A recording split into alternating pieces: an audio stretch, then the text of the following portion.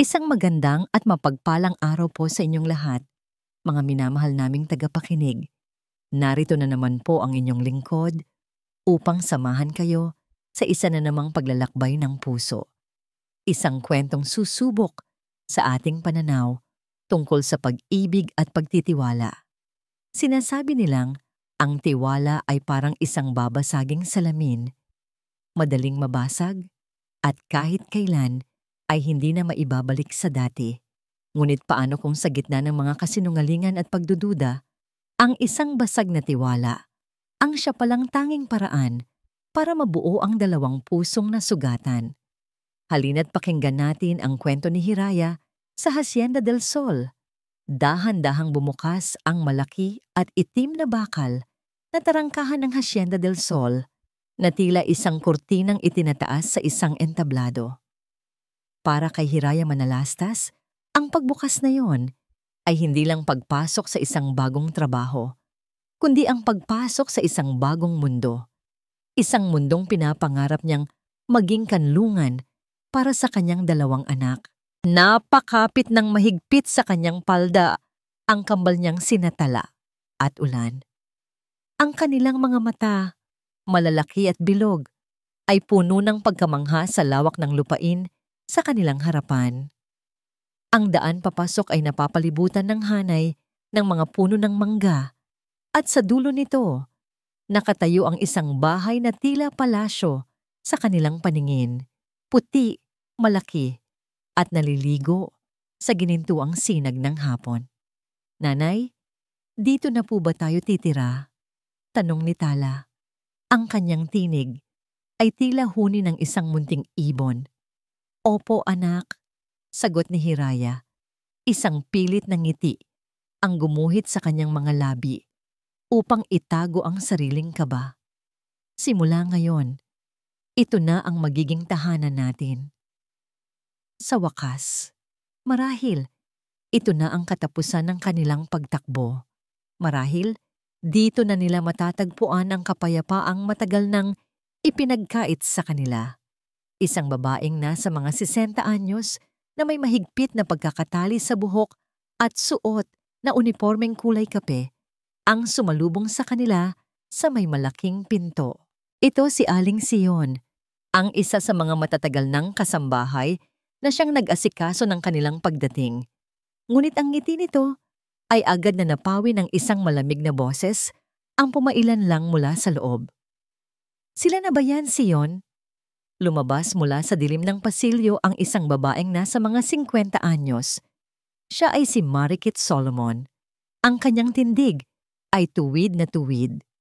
Ang kanyang mukha ay walang emosyon at ang kanyang mga mata ay tila sinusuri ang bawat hibla ng pagkatao ni Hiraya.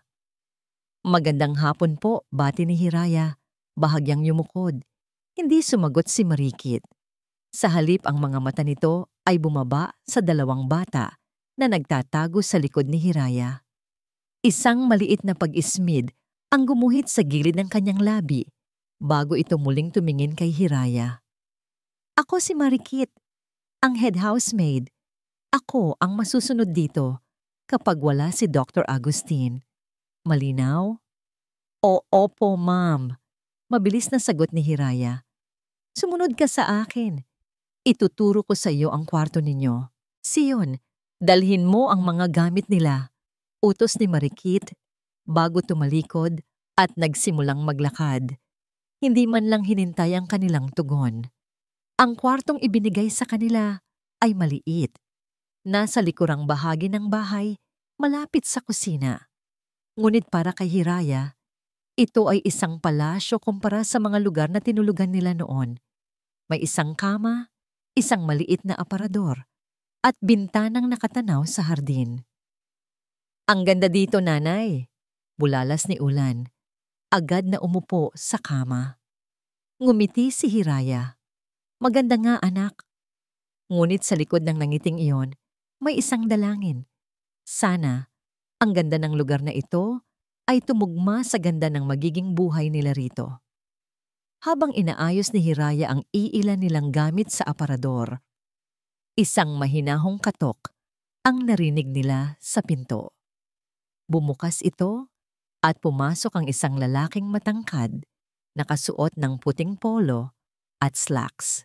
Ang tindig nito ay maginoo at nang ito ay ngumiti, tila lumiwanag ang buong silid. Ito si Dr. Sinag Agustin. Magandang hapon. Kayo na siguro si Hiraya. Sabi nito, ang boses ay kalmado at profesional. Dr. Agustin? Halos pabulong na sabi ni Hiraya. Agad na tumayo ng tuwid. Magandang hapon po, sir. Ngumiti si Sinag sa kambal na ngayon ay nahihiyang nagtatago sa likod ng kanilang ina. Kamusta kayo mga bata? Ako si Tito Sinag. Hindi pa man nakakasagot ang mga bata nang biglang lumitaw si Marikit sa may pintuan. May dalang listahan. Dr. Sinag, nandito po pala kayo. Hinahanap po kayo ng inyong pasyente sa telepono. Ang tono niya ay magalang para sa doktor, ngunit ang mga mata'y matalim na nakatitig kay Hiraya. Sige Marikit. Salamat, sagot ni Sinag.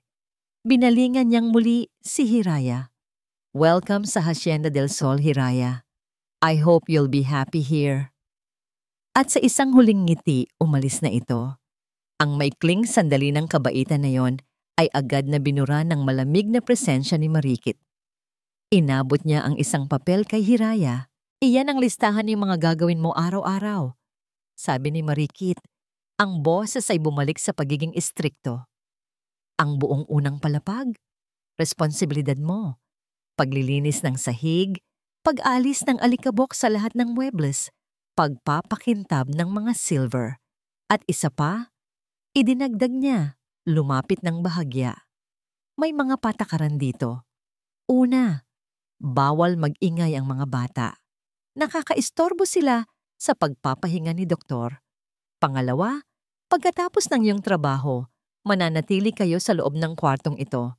Hindi kayo pwedeng magpagalagala. Nagkakaintindihan tayo? Oo, opo, Ma'am Marikit, sagot ni Hiraya. Yumuko upang itago ang panginginig ng kanyang mga kamay. Ang mga sumunod na oras ay tila isang pagsubok sa tatag ni Hiraya. Ang sahig na gawa sa nara sa sala at pasilyo ay kailangang bunutin araw-araw hanggang sa kumikinang ito na parang salamin. Habang pagod na pagod siya ngang nagpupunas, naramdaman niya ang maliliit na kamay ni Tala sa kanyang binti. Nanay, nauuhaw po ako, sabi ng bata. Sandali lang. Anak ha, sabi ni Hiraya. Pinipilit ngumiti.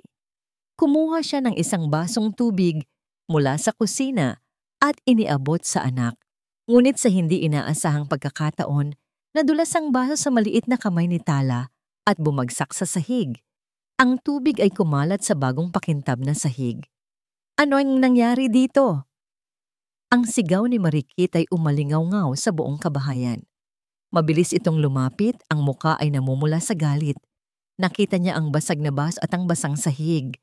Ang kanyang tingin ay napunta kay Tala, na ngayon ay nanginginig sa takot. Ikaw, bata ka. Tingnan mo ang ginawa mo. Sinisira mo ang lahat ng pinagpaguran namin. Pasensya na po, ma'am.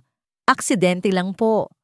Mabilis na sabi ni Hiraya, agad na hinila si Tala sa kanyang likuran na tila isang inahing manok na poprotekta sa kanyang sisiw. Aksidente? Umismid si Marikit. Hinawakan niya ng mahigpit ang braso ni Hiraya. Hindi ka na nga marunong magtrabaho. Pati ba naman sa pag-aalaga ng anak mo? Palpak ka pa rin. Unang araw mo pa lang. Sakit ka na agad sa ulo. Linisin mo yan. Ngayon din. Binitawan siya nito ng marahas at tumalikod. Naiwan si Hiraya na nanginginig. Hindi dahil sa takot para sa sarili, kundi dahil sa sakit na makitang nasindak ang kanyang anak. Habang pinupulot ang mga bubog at pinupunasan ng sahig, dalawang bagay lang ang nasa isip niya. Kailangan niyang tiisin ang lahat ng ito para sa kanyang mga anak. Gabi. Tahimik na ang buong kabahayan. Yakap-yakap ni Hiraya ang kanyang kambal na mahimbing nang natutulog. Ang pagod sa kanyang katawan ay wala kumpara sa bigat ng kanyang puso. Dahan-dahan siyang bumangon upang uminom ng tubig. Habang naglalakad siya sa madilim na pasilyo, pabalik sa kanyang silid, narinig niya ang isang pamilyar na boses mula sa silid sa dulo ng pasilyo. Ito ay si Mary Kit, may kausap sa telepono. Ang boses nito ay pabulong, ngunit puno ng pag-aalala at galit. "Sinabi ko nang babayaran ko kayo," mahinang sabi ni Mary Kit. "Huwag ninyo akong bigyan ng taning. Kailangan ko lang ng kaunting panahon. Oo, may malaki akong utang, pero may paraan ako." Napatigil si Hiraya sa paghinga. "May pagkakataon dito," patuloy ni Mary Kit. Ang boses ay lalong bumaba na tila isang ahas. "Isang malaking pagkakataon. Gagawin ko ang lahat para mabayaran yan. Kahit ano, gagawin ko." Nang marinig ang mga yabag na papalapit, mabilis na nagtago si Hiraya sa dilim. Isang malamig na kaba ang gumapang sa kanyang buong katawan. Hindi niya naiintindihan ang lahat, ngunit sigurado siya sa isang bagay. Ang tinutukoy ni Mary Kit ay hindi isang magandang bagay. At sa puso ng malaking hasyenda na ito, isang masamang balak ang unti-unting nabubuo. Maaga pa lang ay nasa loob na ng kanyang klinika sa bahay si Dr. Sinag Agustin. Sinusuri ang mga papeles ng kanyang mga pasyente. Ngunit ang kanyang atensyon ay paulit-ulit na napupunta sa isang bagay na nakapatong sa ibabaw ng kanyang mesa. Isang maliit na gintong relos na pambabae. Luma na ang disenyo nito, ngunit ang kintab ay alagang-alaga pa rin. Kinuha niya ito. Hinaplos ng kanyang hinlalaki ang salamin nito na may munting gasgas sa gilid. Ito ang huling regalo ng kanyang ina bago ito pumanaw. Hindi ito mamahalin kumpara sa ibang alahas nito, ngunit ito ang pinakamahalaga sa lahat. Naalala niya ang mga salita nito. "Anak, ang oras ay ginto." Ngunit ang mga alaalang nabubuo sa bawat segundong lumilipas, iyon ang tunay na yaman. Isang mapait na ngangiti ang sumilay sa labi ni Sinag. Isinara niya ang kanyang mga mata saglit bago maingat na ibinalik ang relos sa dati nitong pwesto, sa tabi ng isang picture frame ng kanyang ina. Kailangan na niyang umalis para sa kanyang umagang rounds sa ospital. Hindi niya alam na yun na pala ang huling pagkakataon na makikita niya ito sa lugar na yon. Ilang oras ang nakalipas. Abala si Hiraya sa paglilinis ng klinika ni Dr. Sinag. Dahan-dahan at maingat ang bawat galaw niya. Pagkatapos ng insidente kahapon, doble ang kanyang pag-iingat. Ayaw na niyang bigyan ng anumang dahilan si Mary Kit para magalit. Habang nag-aalis siya ng alikabok sa mesa, hindi niya maiwasang mapatingin sa gintong relos. Napakaganda nito, simple ngunit elegante. Ngunit hindi niya ito hinawakan. Ang turo sa kanya ng buhay ay huwag hawakan ang mga bagay na hindi sayo. "Hiraya." Halos mapatalon si Hiraya sa gulat nang marinig ang boses ni Mary Kit mula sa kanyang likuran. Nakatayo ito sa may pintuan, nakapamaywang. Ang mga mata ay tila isang lawin na nakatingin sa kanyang biktima. "Mama, Mary Kit," nauutal na sabi ni Hiraya. "Malapit ka na bang matapos dyan?" tanong ni Mary Kit. Ang boses ay walang kabuhay-buhay. Gusto ni doktor na laging malinis at maayos ang kanyang klinika. "Siguraduhin mong walang alikabok na matitira, lalo na sa mga gamit niya sa mesa." "Opo, ma'am. Tinitiyak ko po," sagot ni Hiraya. Muling yumuko at ipinagpatuloy ang pagpupunas. Ramdam na ramdam ang bawat titig ni Mary Kit sa kanyang likod. Nagtagal pa ito ng ilang segundo bago tuluyang umalis. Bumuntong hininga si Hiraya. Kahit ang simpleng pag-uusap ay parang isang pagsubok sa kanya. Pagkatapos ng kanyang gawain, lumabas siya ng klinika at isinara ng marahan ang pinto. Dumiretso siya sa kusina upang ihanda ang tanghalian ng kanyang mga anak. Ngunit hindi nagtagal, isang malakas na sigaw ang bumasag sa katahimikan ng buong hasyenda. "Nawawala! Nawawala ang relos ng senyora." Iyon ang boses ni Mary Kit. Kasunod nito ang mabilis na mga yabag. Nagtipon ang ibang mga kasambahay sa may pasilyo. Lumabas si Hiraya mula sa kusina. Ang puso niya'y biglang kumabog ng mabilis. Anong nangyayari? Tanong niya kay Aling Sion. Ngunit bago pa man makasagot si Aling Sion, ang mga nanlilisik na mata ni Marikit ay napako sa kanya. Naglakad ito palapit, ang bawat hakbang ay mabigat. Ikaw, dinuro siya ni Marikit. Ang daliri ay nanginginig sa kunwaring galit. Ikaw ang huling pumasok sa klinika ni Dr. Sinag. Nasaan ang relos ng kanyang ina? Po? Tila nabingi si Hiraya. Hindi ko po alam ang sinasabi ninyo. Huwag ka nang magsinungaling. Sigaw ni Marikit. Ang boses ay sapat na para marinig ng lahat. Nakita kitang nakatitig sa relos kanina. Alam kong matagal mo nang pinagnanasaan yon. Magnanakaw ka. Hindi po. Hindi ko po magagawa yon. Umiiling na sabi ni Hiraya. Ang mga luha ay nagsimulang mamuo sa kanyang mga mata. Naramdaman niya ang mga titig ng ibang kasambahay, mga titig ng pagdududa at panghuhusga. Nagsimulang umiyak si Natala at Ulan na narinig ang kaguluhan at tumakbo palapit sa kanilang ina. Nanay, walang hiya ka, sabi ni Marikit. Lalong pinalakas ang kanyang boses nang makita ang mga bata. Hindi ka na naawa sa mga anak mo. Dinadamay mo pa sila sa pagnanakaw mo. Hinablot ni Marikit ang braso ni Hiraya. Halika, ilabas mo ang relos. Wala po talaga. Ma'am, parang awa niyo na po. Pagmamakaawa ni Hiraya habang pilit na kinakaladkad ni Marikit. Ang mga bata ay humahagulgol habang nakakapit sa palda ng kanilang ina. Dinala sila ni Marikit sa isang maliit na silid sa dulo ng pasilyo. Ang laundry room. Madilim ito at amoy sabon at luma. Itinulak niya si Hiraya papasok, kasama ang dalawang bata. Diyan lang kayo hanggat hindi ka umaamin, sigaw ni Marikit. Ma'am, huwag po, ang mga anak ko. Ngunit huli na ang lahat. Isinara ni Marikit ang pinto ng malakas. Narinig nila ang pag-ikot ng susi sa seradura. Niyakap ni Hiraya ang kanyang nanginginig na mga anak. Ang dilim at sikip ng silid ay tila kumukuha ng hangin mula sa kanyang mga baga. Ang takot na nararamdaman niya ay hindi para sa kanyang sarili, kundi para sa dalawang inosenteng batang dinadamay sa isang kasalanang hindi niya ginawa. Ilang sandali pa, umuwi si Dr. Sinag. Agad niyang napansin ang kakaibang tensyon sa hangin. Ang mga kasambahay ay nagbubulungan sa isang sulok. Sinalubong siya ni Marikit. Ang mukha ay puno ng pag-aalala. Dr. Sinag, salamat at dumating na kayo.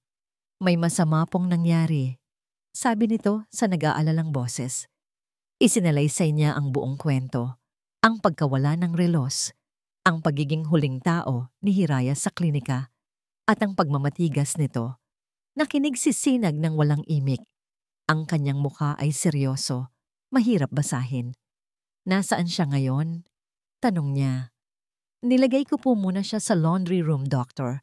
Baka po kasi tumakas, sagot ni Marikit, na tila isang tapat na lingkod na nag-aalala para sa kanyang amo. Naglakad si Sinag patungo sa laundry room, kasunod si Marikit. Binuksan ni Marikit ang pinto. Ang tumambad kay Sinag ay isang imaheng hinding-hindi niya malilimutan. Sa sahig, sa isang sulok ng madilim na silid, nakaupo si Hiraya. Mahigpit niyang yakap ang dalawang anak na umiiyak ng tahimik. Nang mag-angat ng tingin si Hiraya, ang mga mata nito ay puno ng luha. Ngunit higit sa lahat, puno ito ng isang bagay na tumagos sa puso ni Sinag. Hindi pagkakasala, kundi matinding takot at desperasyon. Tumingin si Sinag mula kay Hiraya na nasa sahig na parang isang basahan, patungo kay Marikit na nakatayo ng matuwid na tila isang hukom. Tinitigan niya ang mga mata ni Hiraya. Nakita niya ang isang inang handang gawin ang lahat para protektahan ang kanyang mga anak. Isang malamig at matigas na desisyon ang nabuo sa kanyang isipan. Bumaling siya kay Marikit Ang kanyang boses ay kalmado, ngunit may bigat na hindi maikakaila. Pakawalan mo sila. Ang tatlong salitang binitiwan ni Dr. Sinag Agustin ay tila mga yelong bumagsak sa nag-aapoy na sitwasyon. Pakawalan mo sila. Napatanga si Marikit. Tumingin siya kay Sinag, naghihintay na makita ang kahit katiting na pagbibiro sa mukha nito. Ngunit wala. Ang mga mata ng doktor ay seryoso, malamig, at nakatutok sa kanya. Pero, doktor, nagsimulang mga tuwiran si Marikit. Magnanakaw po siya. Kailangan nating hintayin ang pulis. Hindi inalis ni Sinag ang kanyang tingin. Sinabi ko, pakawalan mo sila. Ang kanyang boses ay hindi sumisigaw, ngunit ang diin sa bawat salita ay sapat na para manginig ang sinuman. At pagkatapos, sumunod ka sa akin sa klinika. Mag-uusap tayo. Walang nagawa si Marikit kundi sundin ang utos. Naglakad siya papalayo na may halong pagkalito at galit. Naiwan si Sinag kasama si Hiraya at ang mga bata. Dahan-dahan niyang inalalayan si Hiraya na tumayo. Ayos lang kayo? Mahinang tanong niya. Hindi makasagot si Hiraya. Tumango lang siya habang mahigpit pa ring yakap ang kanyang kambal. Ang takot at kahihiyan ay bumabalot sa kanyang buong pagkatao. Dalhin mo muna ang mga bata sa kwarto ninyo. Magpahinga kayo. Sabi ni Sinag sa malumanay na paraan. Huwag kang mag-alala. Kakausapin ko lang siya. Sinunod ni Hiraya ang sinabi nito. Habang naglalakad siya palayo, naramdaman niya ang mga mata ni Sinag na nakasunod sa kanya, ngunit hindi ito mga matang mapanghusga.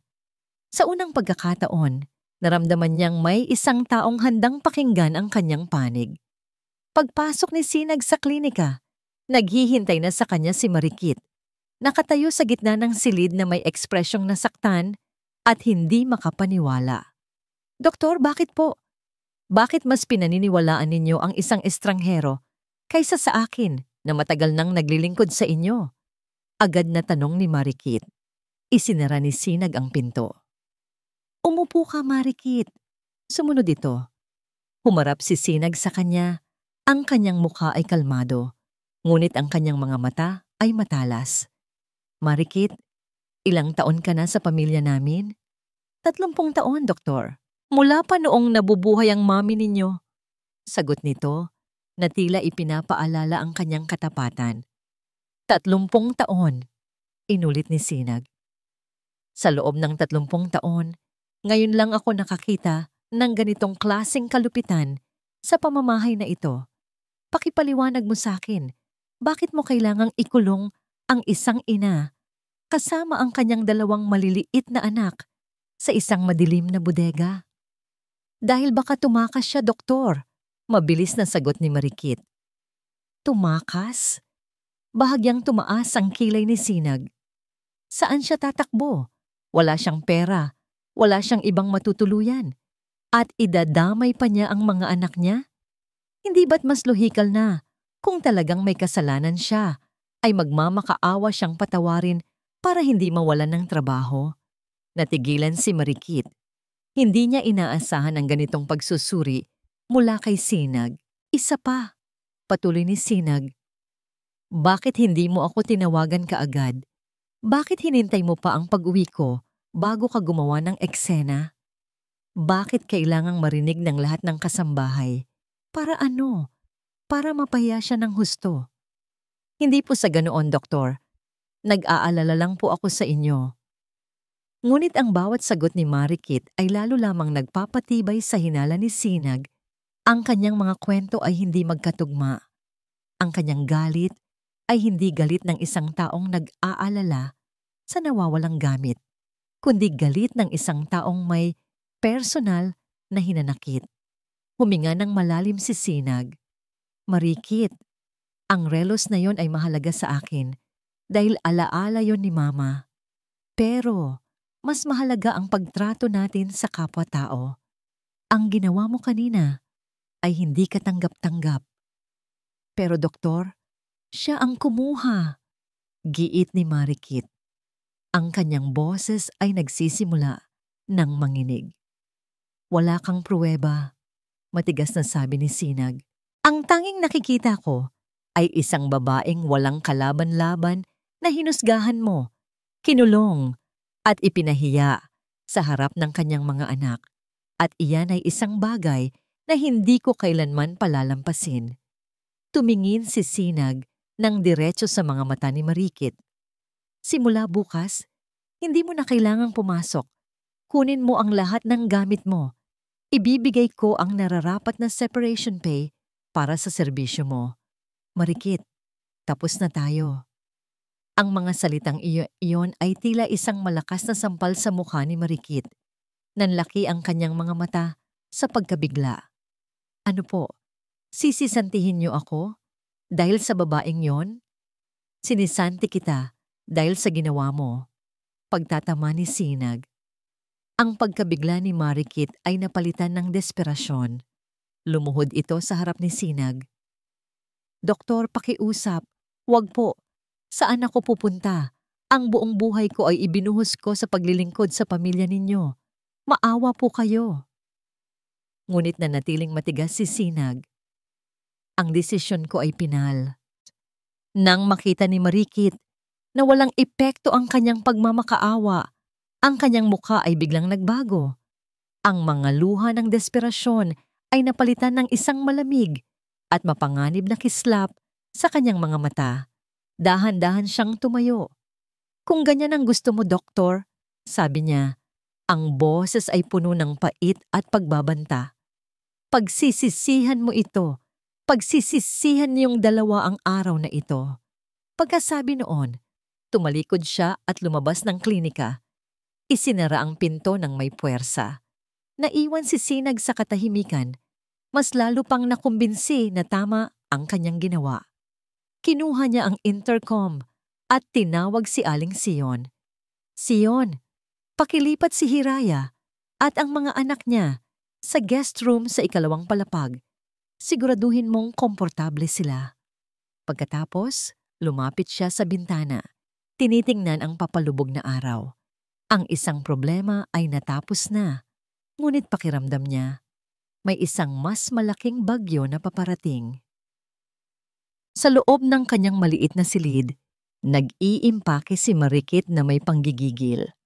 Bawat damit na tinutupi niya ay tila isang piraso ng kanyang buhay na itinatapon. 30 taon. 30 taon ang kanyang buhay na wala na parang bula dahil lang sa isang babaeng basahan at sa 2 anak nitong palaboy. Ang galit sa kanyang puso ay parang apoy na sumusunog sa kanyang buong pagkatao. Hindi ito tungkol sa relos. Ito ay tungkol sa pag-aari. Pakiramdam niya. Parte siya ng hasyenda. Parte siya ng pamilya. At ngayon, itinataboy siya na parang isang aso. Napako ang kanyang tingin sa isang lumang litrato sa ibabaw ng kanyang mesa. Isang litrato ng buong pamilya Agustin. Kasama siya, nakatayo sa likuran ng ina ni Sinag, nakangiti. Kinuha niya ito, tinitigan niya ang mukha ni Sinag sa litrato. Ang binatang pinaglingkuran niya, inalagaan at itinuring na parang sariling anak.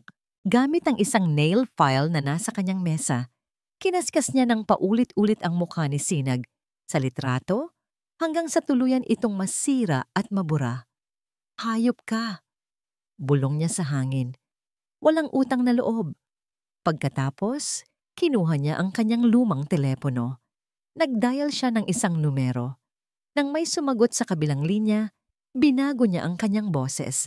Ginawa niya itong nanginginig at tila nag-aalala, tulad ng isang concerned citizen. Hello? Child Welfare Services po ba ito? Panimula niya. Gusto ko po sanang mag-report, anonymously po sana. May isang babae po dito sa Hacienda del Sol, sa probinsya ng Silangan. Ang pangalan niya ay Hiraya Manalastas. Palagi ko pong naririnig na sinisigawan niya at sinasaktan ang kanyang kambal na anak. Parang awa niyo na po. Tulungan ninyo ang mga bata. Kinabukasan, mayroong isang kakaibang katahimikan sa Hacienda del Sol. Ang pag-alis ni Marikit, ay nag-iwan ng isang puwang na hindi malaman ng mga natirang kasambahay kung paano pupunan. Mayroong halong kaluwagan, ngunit mayroon ding takot sa hindi nakikita. Para kay Hiraya, ang umagang iyon ay isang bagong simula. Gising na ang kanyang mga anak, naglalaro sa malambot na carpet ng maluwag na guest room na ibinigay sa kanila ni Dr. Sinag. Malayo ito sa maliit na silid sa likod bahay. Dito, may sarili silang banyo at isang bintanang nakatanaw sa malawak na hardin. Nanay, tingnan niyo po, ang taas ng talon ko. Masayang sigaw ni Ulan habang tumatalon-talon sa kama. Ulan, dahan-dahan lang anak, baka mahulog ka. Saway ni Hiraya. Ngunit sa likod nito ay isang ngiting hindi niya mapigilan. Sa loob ng maraming buwan-buwan, ngayon niya lang muling nakita ang ganitong kagalakan sa mukha ng kanyang mga anak. Nagpapasalamat siya ng tahimik kay Dr. Sinag. Sa kabila ng kahihiyang idinulot niya, binigyan pa rin sila nito ng dignidad. Ang utang na loob na nararamdaman na niya ay halos hindi niya masukat. Dahil dito, determinado siyang pagbutihin ang kanyang trabaho, patunayan sa doktor na hindi ito nagkamali sa pagtitiwala sa kanya. Ngunit ang brisang iyon ng kapayapaan ay biglang hinaliinhan ng isang malamig na hangin. Mga bandang 10:00 ng umaga, habang naglilinis si Hiraya sa sala, isang itim na van ang huminto sa tapat ng malaking pinto ng hasyenda. 2 babae at isang lalaki na may formal na kasuotan ang bumaba mula rito. May dalang mga folder. Sinalubong sila ni Aling Sion at pagkatapos ng isang maikling pag-uusap, ang mukha ng matandang kasambahay ay biglang namutla. Mabilis na lumapit si Aling Sion kay Hiraya. Hiraya! Pabulong nitong sabi. Ang boses ay nanginginig. May mga bisita ka mula sa DSWD. Ang 3 letra na yon, DSWD, ay tumusok sa puso ni Hiraya na parang mga punyal. Nanlamig ang kanyang mga kamay at paa. Tila umikot ang kanyang paligid. Bakit daw po? Halos hindi niya mahanap ang kanyang boses. Ang mga bisita ay pumasok na sa sala, ginagabayan ng isa pang kasambahay. Ang babaeng nasa unahan na may suot na salamin ay nagpakilala. Magandang umaga. Ako si Miss Reyes mula sa Department of Social Welfare and Development. Kayo po ba si Hiraya Manalastas? Tumangulang si Hiraya, hindi makapagsalita. May natanggap po kasi kaming isang anonymous report. Patuloy ni Miss Reyes sa isang profesional ngunit walang emosyong tono. Isang report tungkol sa posibleng child abuse. Sa sandaling iyon, gumuho ang mundo ni Hiraya. Ang mga salitang iyon ay umalingaw-ngaw sa kanyang isipan, nagbalik sa kanya sa pinakamadilim na kabanata ng kanyang buhay. Naalala niya ang boses ng dati niyang asawa, ang mga paratang nito, ang mga kasinungalingang ginamit nito para pagmukhain siyang masamang ina. Ito na naman, nangyayari na naman ulit. Maaari po ba namin kayong makausap ng pribado, Miss Manalastas? Tanong ni Miss Reyes. Dinala nila si Hiraya sa maliit na library. Ang bawat tanong ay tila isang dagok sa kanyang dibdib. Sinasaktan niyo po ba ang inyong mga anak? Pinapakain niyo po ba sila ng tama? May mga pasa po ba sila sa katawan? Sinubukan ni Hiraya na sumagot, ngunit ang kanyang mga salita ay pira-piraso. Hindi po. Mahal na mahal ko po ang mga anak ko. Hinding-hindi ko po sila sasaktan. Ang kanyang pagtanggi ay mahina, puno ng panginginig, na sa pandinig ng iba ay maaaring ituring na senyales ng pagkakasala. Habang nangyayari ang interogasyon, bumaba si Sinag mula sa kanyang silid. Narinig ang komosyon. Nang malaman niya kung sino ang mga bisita at kung ano ang kanilang pakay, isang malamig na galit ang gumapang sa kanyang sistema. Alam niya kung sino ang may gawa nito. Si Marikit. Hindi na siya nag-atubili. Pumasok siya sa library. Anong ibig sabihin nito? Tanong ni Sinag. Ang kanyang boses ay kalmado ngunit may awtoridad. Dr. Agustin, sabi ni Miss Reyes, bahagyang nagulat. Kami po ay mula sa DSWD. Nandito kami para imbestigahan ang isang report. Isang anonymous report? Tanong ni Sinag. Alam niyo ba na si Hiraya ay bago pa lamang dito? At ang taong nag-akusa sa kanya ng pagnanakaw kahapon ay siya ring sinisanti ko? Hindi ba't malinaw na ito ay isang gawa-gawa lamang ng isang taong naghihiganti? Humarap siya kay Hiraya na nakayuko at umiiyak ng tahimik. Hiraya is a good mother, matatag na sabi ni Sinag. Ako mismo ang makakapagpatunay niyan. Nakikita ko kung paano niya alagaan ang kanyang mga anak. Ang pagtatanggol ni Sinag ay nagbigay ng kaunting lakas kay Hiraya, ngunit ang proseso ay kailangang magpatuloy. Sinabi ni Miss Reyes na kailangan din nilang makausap ang mga bata. Dinala nila sina Tala at Ulan sa isang hiwalay na silid. Sa pamamagitan ng malumanay na pagtatanong, tinanong sila tungkol sa kanilang ina. Masama po ba ang nanay ninyo? Tanong ng isang social worker. Umiling si Tala. Si nanay po, love kami. Palagi niya po kaming niyayakap. Pinalo na po ba kayo ni nanay? Hindi po, sagot ni Ulan. Pero yung dati pong papa, masama po siya. Siya po ang nanakit kay nanay. Ang inosenteng sagot ng mga bata, ang pinakamalakas na ebidensya ng pagmamahal ni Hiraya. Ngunit para sa mga social worker, ang protocol ay protocol. Salamat po sa inyong kooperasyon, Dr. Agustin, Miss Nis Manalastas. Sabi ni Miss Reyes bago sila umalis. Pero kailangan pa rin naming subaybayan ang kasong ito. Babalik kami. Ang kanilang pag-alis ay hindi nagdulot ng kapanatagan, bagkus ay isang makapal na ulap ng pangamba na bumalot sa buong hasyenda. Ang mga kasambahay ay nagbubulungan. Si Hiraya ay tila isang kriminal. Sa sarili niyang pinagtatrabahuhan, hinatid ni Sinag ang mga social worker hanggang sa may pinto. Habang papalabas na sila, huminto si Miss Reyes at bumaling sa kanya. Dr. Agustin, sabi nito sa mahinang boses, may isa pa po kaming natanggap na report. Hindi pa namin ito kumpirmado, kaya ito ay off the record muna. Ano yon? Tanong ni Sinag.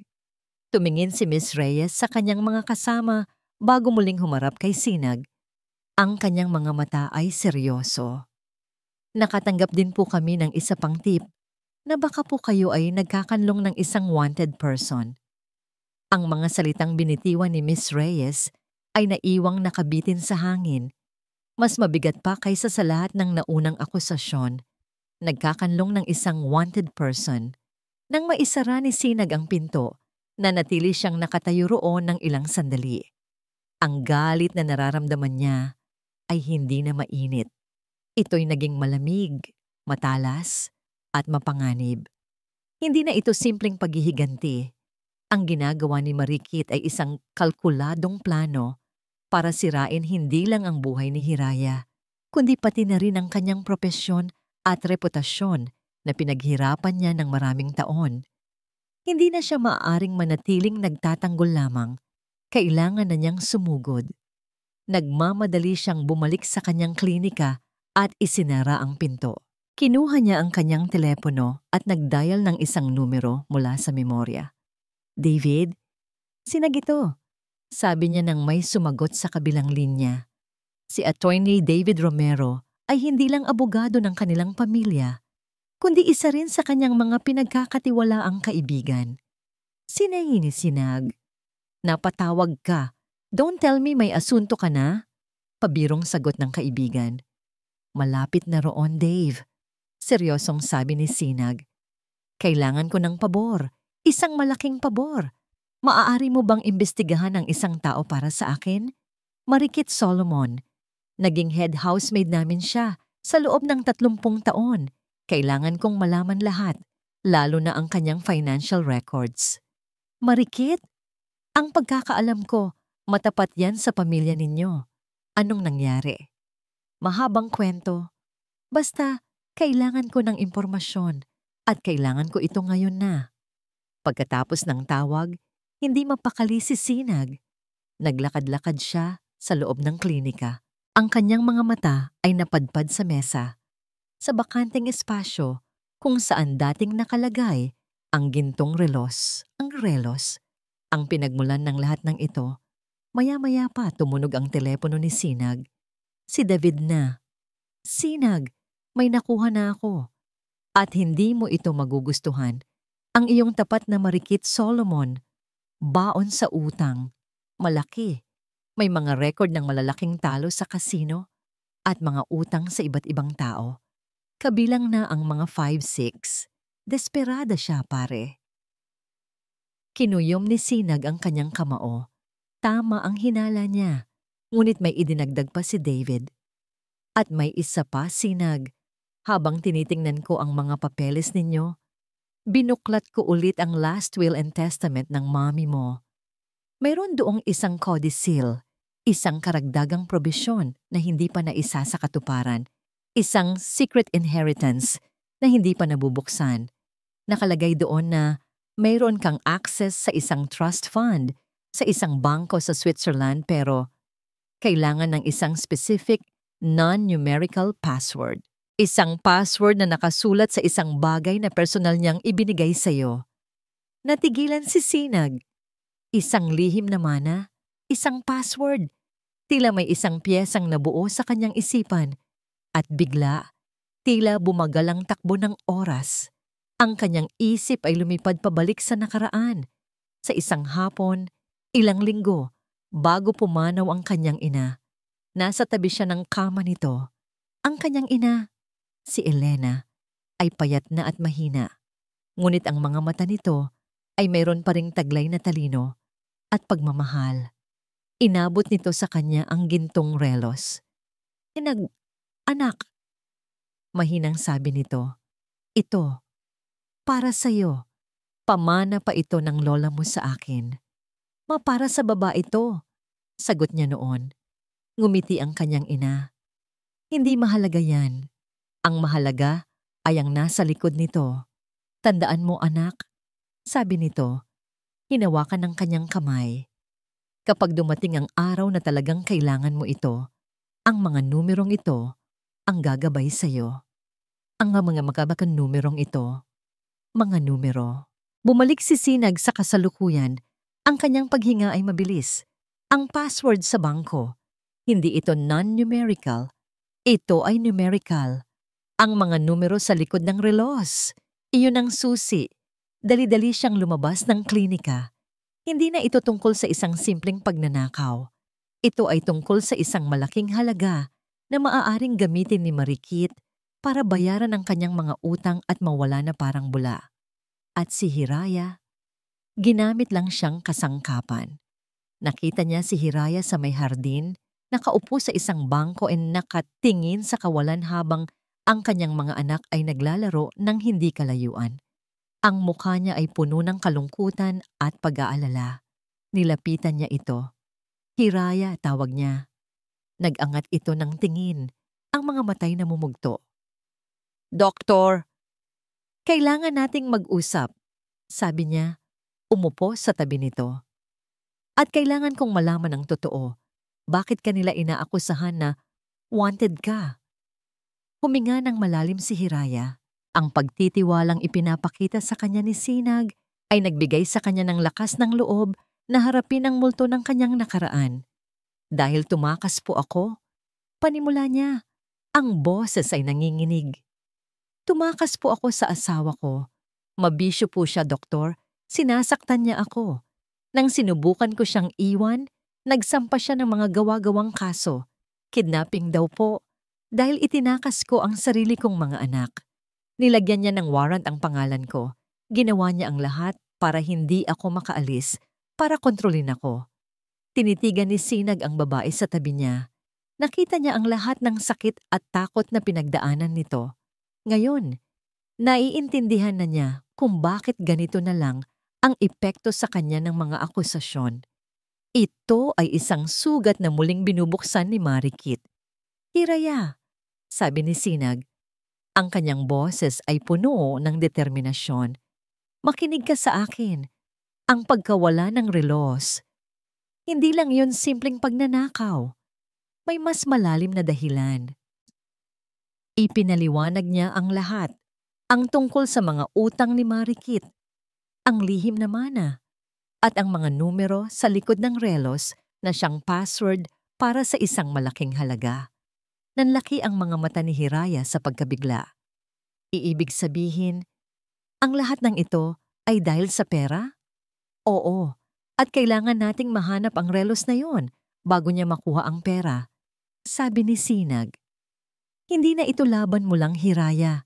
Laban na nating dalawa ito at kailangan kita para manalo tayo. Ang mga salitang iyon, kailangan kita, ay tumatak sa puso ni Hiraya. Sa unang pagkakataon sa loob ng napakatagal na panahon, naramdaman niyang hindi siya nag-iisa. Mayroon siyang kakampi. Habang sila ay nakaupo roon, pinoproseso ang lahat ng impormasyon. Muling tumunog ang telepono ni Sinag. Si David ulit. Sinag, sabi ng abogado sa kabilang linya. Ang boses ay seryoso. May masamang balita. Kinontak ko ang bangko sa Switzerland. May nagtangkang i-access ang account gamit ang iba't ibang kombinasyon ng numero online. Dahil sa multiple failed attempts, pansamantala nilang nilock ang account for security reasons. Nanigas si Sinag. Kung sino man ang may hawak ng relos na yan, patuloy ni David, alam niyang may halaga ang mga numero at sinusubukan niyang hulaan ang tamang pagkakasunod-sunod. Nauubusan na tayo ng oras, pare. Ang balita mula kay David ay nag-iwan ng isang mabigat na pakiramdam ng pagkaapura. Ang bawat segundong lumilipas ay isang hakbang na papalapit si Marikit sa kanyang layunin. Ang dating simpleng alitan sa loob ng hasyenda ay naging isang karera laban sa oras. Kinagabihan, ang malaking library ni Sinag ay naging kanilang war room. Nakakalat sa ibabaw ng malaking mesang gawa sa mahogany ang mga blueprints ng hasyenda, mga listahan ng mga empleyado noon at ngayon, at mga talaan ng mga posibleng kakilala ni Marikit sa labas. Si Sinag ay nakatayo sa harap ng isang whiteboard, gumuguhit ng mga linya na nagkokonekta sa mga pangalan at lugar. Si Hiraya naman ay tahimik na nakaupo sa isang silya. Sinusuri ang isang lumang photo album ng pamilya Agustin, umaasang makakita ng isang mukha o isang lugar na maaaring magbigay sa kanilala ng palatandaan. Kailangan nating isipin kung saan niya maaaring itago o ibenta ang relos. Sabi ni Sinag, mas para sa sarili niya kaysa kay Hiraya. Hindi niya ito maaaring dalhin sa mga kilalang pawn shop dahil madali siyang matutunton.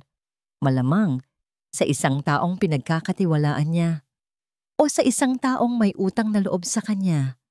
Mahinang sabad ni Hiraya, hindi inaalis ang tingin sa album. Napalingon si Sinag sa kanya. Anong ibig mong sabihin? Sa tagal po ni Ma'am Marikit dito, paliwanag ni Hiraya. Marami po siyang natulungan. May mga pinag-aral, may mga binigyan ng trabaho. Baka po sa isa sa kanila siya lumapit. Ang ideyang iyon ay hindi pumasok sa isip ni Sinag. Masyado siyang nakatuon sa legal at lohikal na aspeto. Ngunit si Hiraya, dahil sa kanyang karanasan sa buhay, ay nakikita ang mga bagay na hindi nakikita ng iba. Ang mga koneksyon na nabubuo sa pamamagitan ng utang na loob. Ang kanilang pagtutulungan ay nagpatuloy hanggang sa hating gabi. Sa ilalim ng malumanay na ilaw ng lampara sa library, ang pader sa pagitan ng doktor at kasambahay ay unti-unting gumuho. Nakita ni Hiraya ang isang Sinag na hindi lang isang matalinong doktor, kundi isang anak na determinado na protektahan ang pamana ng kanyang ina. Nakita naman ni Sinag ang isang Hiraya na hindi lang isang tahimik na biktima, kundi isang babaeng may matalas na obserbasyon at hindi matatawarang katatagan. Gusto mo ba ng kape? Tanong ni Sinag. Napansin ang paghikab ni Hiraya. Nakakahiya naman po, doktor. Ako po dapat ang nag-aasikaso sa inyo. Sinag, pagtatama niya. Sa labas ng trabaho, tawagin mo akong Sinag. At sa ngayon, partners tayo dito.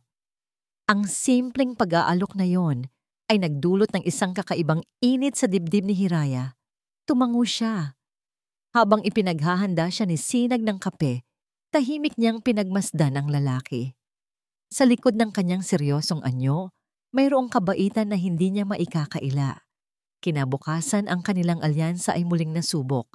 Nagising si Hiraya sa gitna ng gabi dahil sa mahinang pag-ubo mula sa tabi niya. Nang hipuin niya ang noo ni Ulan, nag-aalab ito sa lagnat. Mabilis na tumaas ang temperatura nito at nagsimula itong maging iritable at hindi mapakali. Sinubukan ni Hiraya ang lahat. Pinunasan niya ito ng maligamgam na tubig. Binigyan ng gamot na para sa bata. Ngunit walang epekto. Ang pag-ubo nito ay lumalala. Nagpanik si Hiraya. Ang pinakamalapit na ospital ay halos 1 oras ang layo at wala siyang sasakyan. Sa kanyang desperasyon, isang pangalan lang ang pumasok sa kanyang isip. Nag-aalangan man, kinatok niya ang pinto ng kwarto ni Sinag. Ilang sandali lang, bumukas ito. Si Sinag, na halatang kagigising lang, ay agad na nakita ang pag-aalala sa mukha ni Hiraya. Anong problema? Si Ulan po, doktor. Nanginginig na sabi ni Hiraya. Mataas po ang lagnat at hirap po siyang huminga. Walang tanong-tanong. Sumunod si Sinag sa kanya. Pagpasok sa kwarto, agad niyang dinaluhan ang bata. Gamit ang kanyang stethoscope na kinuha mula sa kanyang medical bag, pinakinggan niya ang paghinga ni Ulan. Ang kanyang kilos ay mabilis, kalmado, at episyente. Mayroon siyang acute bronchitis. Sabi ni Sinag pagkatapos ng pagsusuri. Kailangan niya ng nebulizer. Mabilis siyang bumalik sa kanyang klinika at kumuha ng portable nebulizer. Sa loob ng sumunod na kalahating oras, si Sinag ay hindi na lang ang amo ng hasyenda. Siya ay isang doktor na nag-aalaga sa isang may sakit na bata. Ginamot niya si Ulan nang may pag-iingat at lambing na hindi pa nakikita ni Hiraya sa kanya. Inaliw niya ang bata, ipinaliwanag kung ano ang kanyang ginagawa, at tiniyak na hindi ito matatakot. Nang bumuti na ang paghinga ni Ulan at nagsimula na itong bumalik sa pagkakatulog, saka lang umupo si Sinag sa gilid ng kama. Napabuntong hininga siya sa pagod. Si Hiraya, na kanina patahimik na nakamasid sa isang sulok, ay lumapit. Salamat po, sabi niya. Ang boses ay basag. Maraming salamat po sa Sinag. Walang anuman, sagot nito. Tinitingnan ang natutulog na bata. Trabaho ko to. Hindi lang po ito trabaho. Umiling si Hiraya. Ang pag-aalala. Kitang-kita ko po. Salamat po. Sa pagkakataong yon, sa tahimik na silid na yon, tila nawala ang lahat ng kanilang mga problema. Walang marikit, walang mga akusasyon, walang nawawalang relos. Ang naroon lang ay 2 taong pinagbuklod ng isang shared moment of vulnerability. Tumayo na si Sinag para umalis. Bantayan mo lang ang lagnat niya.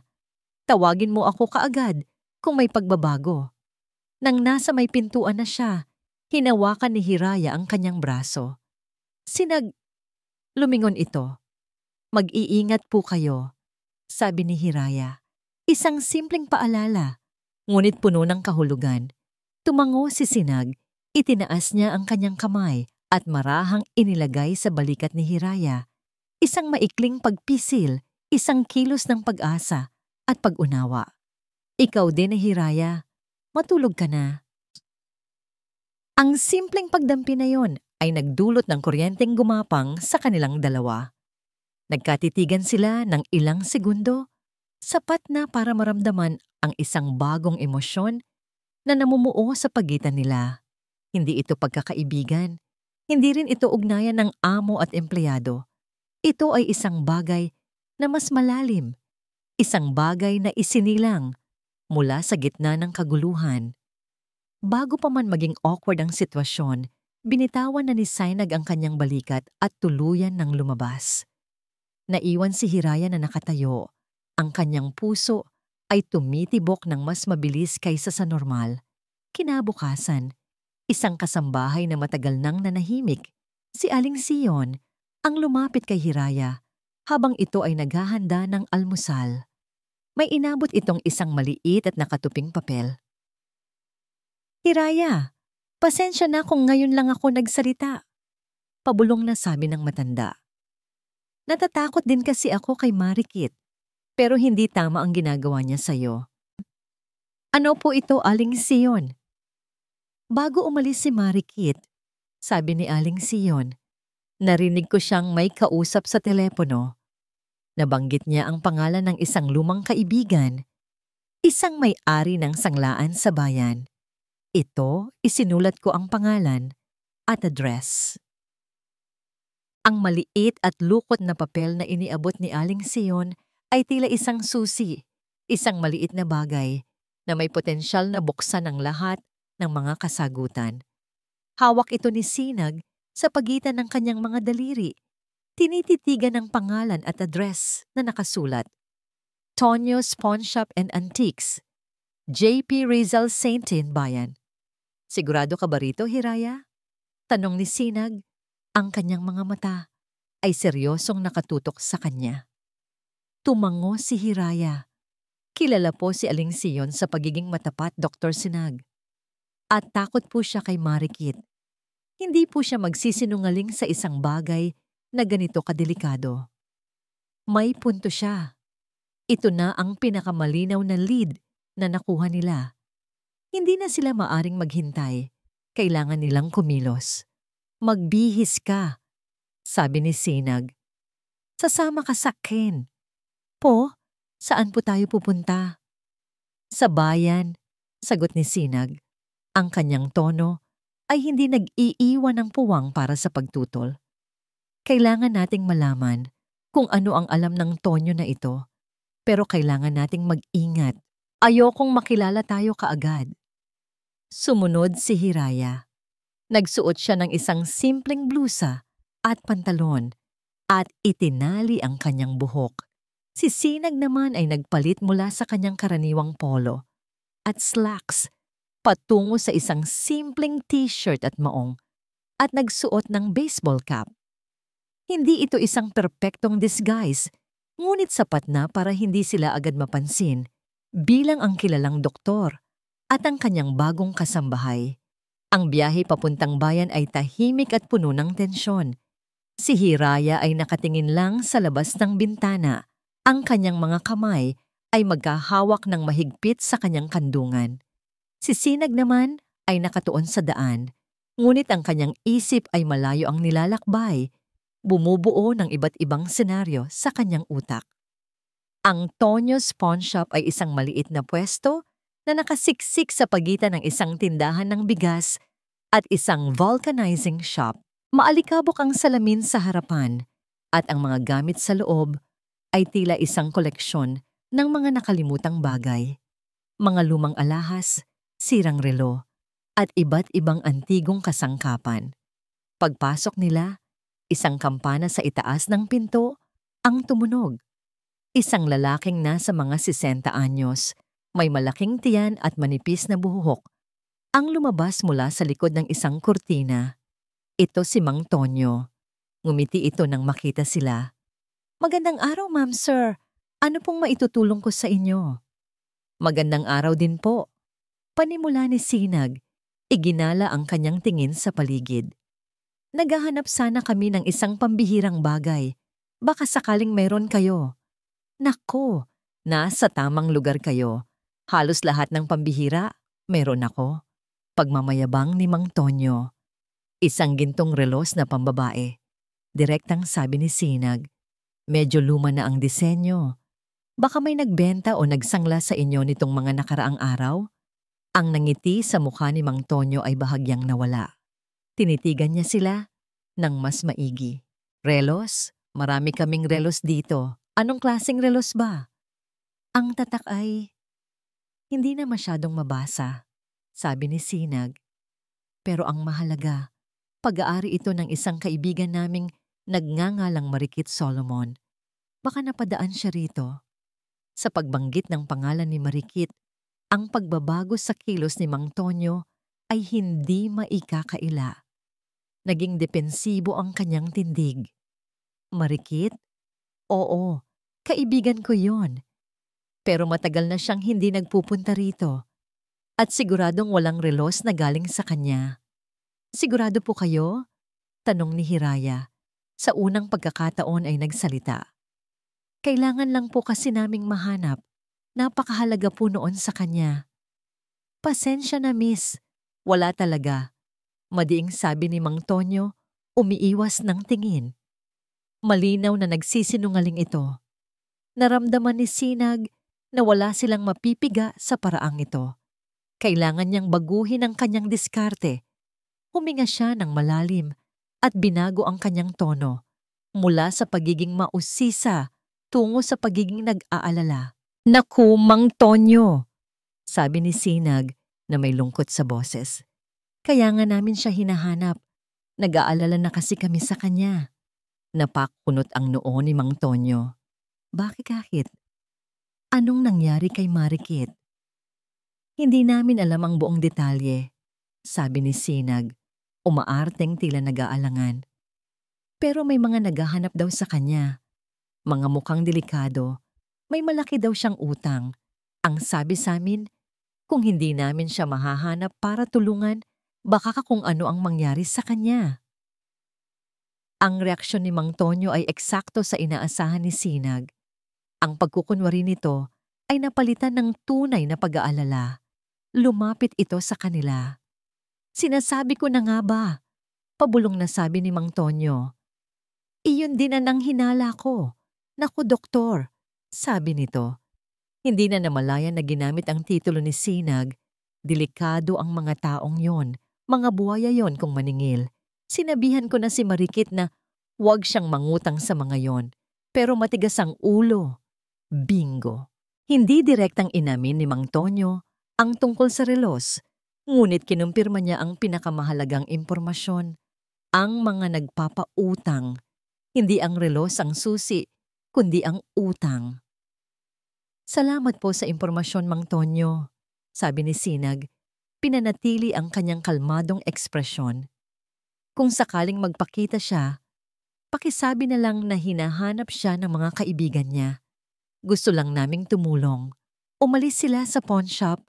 Iniwan si Mang Tonyo na gulong-gulo ang isip. Pagkasakay sa kotse, hindi na napigilan ni Hiraya. Ang galing niyo po. Hindi pa tayo tapos, sabi ni Sinag. Pinaandar ang makina. Pero ngayon, alam na natin kung ano ang kanyang pinakamalaking kahinaan. Hindi ang kasakiman, kundi ang takot. Habang pabalik sila sa hasyenda, ipinaliwanag ni Sinag ang kanyang nabuong plano. Hindi natin hahanapin ang relos, hahayaan nating ang relos, o mas tamang sabihin, ang mga taong pinagkakautangan niya, ang maglabas sa kanya mula sa kanyang pinagtataguan. Isang sinag ng pag-asa ang sumilay sa puso ni Hiraya. Sa unang pagkakataon, naramdaman niyang sila ang may kontrol sa sitwasyon. Mayroon silang plano. Mayroon silang armas laban kay Marikit. Ngunit pagdating nila sa tarangkahan ng Hacienda del Sol, habang naghihintay na bumukas ito, tumunog ang telepono ni Sinag. Isang unknown number. Nagkatinginan sila ni Hiraya bago niya ito sinagot at inilagay sa loudspeaker. Hello? Walang sumagot. Tanging isang static na tunog. At pagkatapos, isang boses na halatang binago ng isang voice changer. Malamig, metaliko, at walang emosyon. Dr. Agustin, nanigas si Sinag. Alam naming tinatago mo ang babaeng yan. Ang human trafficker na si Hiraya Manalastas. Patuloy ng boses. Kung ayaw mong masira ang pangalan mo at ang iyong propesyon, maghanda ka ng 5 milyong piso. Tatawag kami ulit para sa mga detalye. Subukan mong tumawag ng pulis at sisiguraduhin naming hindi na sisikatan ng araw ang babaeng yan at ang kanyang mga anak. Ang tawag ay biglang naputol. Ang tanging naririnig na lang sa loob ng sasakyan ay ang humuhuning aircon at ang malakas na pagkabog ng kanilang mga dibdib. Ang metalikong boses na yon ay tila naiwan sa hangin, isang lason na unti-unting kumakalat. Human trafficker, 5 milyong piso. Ang buhay niya at ng kanyang mga anak. Nakatitig lang si Hiraya sa unahan, ngunit wala siyang makita. Ang kanyang isipan ay blangko, paralisado sa takot. Naramdaman niya ang panginginig ng kanyang mga kamay at mahigpit niyang hinawakan ang mga ito upang pigilan. Si Sinag ang unang kumilos. Ang kanyang muka ay nawalan ng lahat ng kulay, napalitan ng isang maputlang maskara ng galit. Walang salitang namutawi sa kanyang bibig. Ibinaba niya ang telepono, hinawakan ang manibela ng napakahigpit na namuti ang kanyang mga buko at mabilis na ipinasok ang sasakyan sa bumukas na tarangkahan. Ang katahimikan sa pagitan nila habang tinatahak ang daan pabalik sa bahay ay mas nakakabingi kaysa sa anumang sigaw. Ito ay katahimikan na puno ng mga hindi masabing pangamba. Alam ni Hiraya na ang laban na ito ay umakyat na sa isang level na hindi niya kailanman naisip. Hindi na lang ito tungkol sa kanyang trabaho o sa kanyang nakaraan. Ito ay tungkol na sa buhay at kamatayan. Ang kanilang pag-asa kanina lang pagkatapos ng pag-uusap nila sa may-ari ng sanglaan ay naglaho na parang bula. Pinalitan ito ng isang madilim at mabigat na anino. Kinabukasan, ang aninong iyon ay nagkaroon ng mukha. Isang news van mula sa isang kilalang istasyon ng telebisyon ang nakaparada sa labas ng tarangkahan ng hasyenda. Isang reporter at isang cameraman ang nag-aabang. Sinusubukang kumuha ng kahit anong anggulo sa loob. Ang balita ay kumalat na. Siguro ay may nagtip sa kanila. Isang concerned citizen na walang iba kundi si Marikit. Ang Hacienda del Sol, na dati isang pribadong paraiso, ay naging sentro ng isang iskandalo. Mula sa bintana ng kanyang silid, pinanood ni Hiraya ang mga reporter. Pakiramdam niya ay isa siyang hayop na nakakulong sa hawla, pinapanood ng lahat. Ang bawat bulungan ng mga kasambahay, ang bawat sulyap na puno ng pagdududa, ay tila mga karayom na tumutusok sa kanyang puso. Kasalanan niya ang lahat ng ito. Samantala, sa kanyang klinika, nakatanggap si Sinag ng isang email. Ang subject line pa lang ay nagdulot na ng panlalamig sa kanyang sikmura. Urgent, notice of inquiry from the medical board. Binuksan niya ito. Nakasaad sa sulat na ang board ay nakatanggap ng seryosong mga alegasyon laban sa kanya. Mga alegasyon ng professional misconduct at unethical behavior. Partikular na ang pagkakanlong di umano sa isang taong may kinakaharap na kaso sa batas sa loob mismo ng kanyang pag-aari. Ang kanyang lisensya bilang isang doktor ay pansamantalang isa sa ilalim sa pagsusuri. Para kay Sinag, ito ay isang direktang atake sa kanyang pagkatao. Ang pagiging doktor ay hindi lang kanyang trabaho. Ito ang kanyang buhay, ang kanyang sinumpaang tungkulin. At ngayon, dahil sa maruming laro ni Marikit, ang lahat ng kanyang pinaghirapan ay nanganganib na gumuho. Nang hapong iyon, nakita ni Hiraya si Sinag na nakatayo sa may balkonahe, nakatingin sa malayo. Ang kanyang mga balikat ay tila binibigatan ng buong mundo. Hindi na niya ito ang kumpiyansang doktor na nakilala niya. Nakita ni Hiraya sa kanya ang isang anino ng pagod at pagkadismaya. At sa sandaling iyon, isang desisyon ang nabuo sa puso ni Hiraya.